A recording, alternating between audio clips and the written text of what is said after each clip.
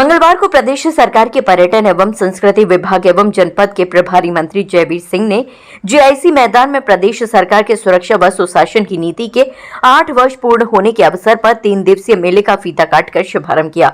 मेले के दौरान सरकार की उपलब्धियों को लेकर सांस्कृतिक कार्यक्रम के आयोजनों के साथ ही समस्त विभागों की उपलब्धियों की स्टॉल लगाई गई, जिन पर आम जनता जानकारी करने के लिए पहुंच रही है। आगरा से संवाददाता राजेश कुमार की रिपोर्ट।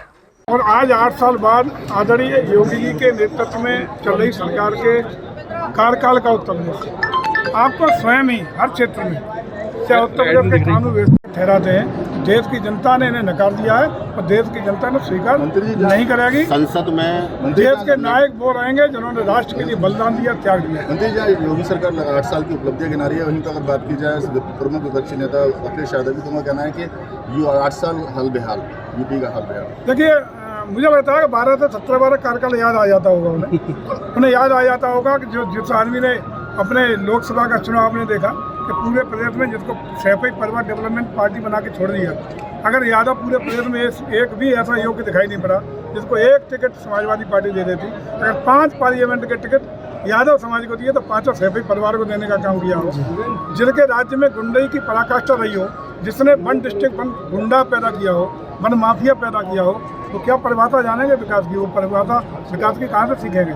ऐसे लोग हताश हैं, निराश हैं और मुझे लगता है कि 0 पे आउट अगले 27 होने वाला। कर्नाटक के मुख्यमंत्री के फैसले पर लोक कल्याणकारी जन कल्याणकारी योजनाओं को बेईमानी भ्रष्टाचार से मुक्त करा के लाभार्थी के दरवाजे तक पहुँचाने की बात करें, या उत्तर प्रदेश के बारे में लोगों की बदली हुई अवधारणा के बारे में बात करें। और देश और दुनिया का उत्तर प्रदेश के बारे में सोच बदल गया और उसी का परिणाम है कि जो सुशासन, जो सेवा, जो सुरक्षा का वातावरण बना है, उसी का परिणाम है कि ग्लोबल इन्वेस्टर समिट हो या अन्य तरीके से इन्वेस्ट करने की स्थिति हो।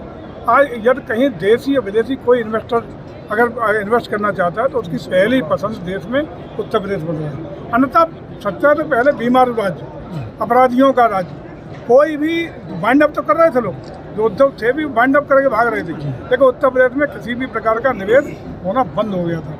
अपराधियों का प्रदेश, गुंडों का प्रदेश, जमीनों पर कब्जे करने वालों का प्रदेश, चौथ वसूली करने वालों का प्रदेश, महिलाओं पर जुर्म जाति बलात्कार करने वालों का प्रदेश, अपराधियों का प्रदेश।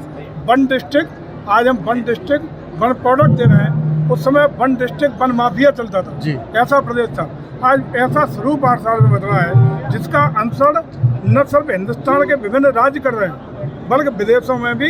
कई देशों में आपने सुना होगा कि यूपी वाले बाबा जी के बुलडोजर वाले कानून व्यवस्था की चर्चा करके उसको एडॉप्ट करना चाहते हैं। आप धार्मिक पर्यटकों को लेकर भी काफी काम कर रहे हैं, तो क्या क्या काम चल रहा है धार्मिक? देखिए, आज हम बात कर रहे हैं उसी पे जी कि आज जो विकास, हम लोग विकास की यात्रा बढ़ा रहे हैं, वो अपनी आस्था और श्रद्धा को आगे रखते हुए, अपने सनातन परंपरा, आदर्श, मूल्य, जीवन, संस्कृति को लागू करते हुए हम अपनी विरासत के सम्मान के साथ विकास की यात्रा को गति देने का काम कर रहे हैं। चाहे वो अयोध्या का मंदिर हो, काशी का कॉरिडोर हो, मथुरा वृंदावन के लिए योजना हो, महाकुंभ हो, सारे उसी का परिणाम है। और इसको परिणाम आपने देखा कि महाकुंभ में हम सनातन के सम्मान के साथ आर्ट्स की में भी बहुत बड़ा उपलब्धि हासिल किए हैं। 3.5 लाख करोड़ से ज़्यादा का राजस्व अर्जन किए हैं। ये नया उदाहरण पूरे दुनिया के सामने पेश होता है। मंत्री जी, राज्यसभा में रामविलास सुमंती द्वारा राणा सागर को गद्दार कहना।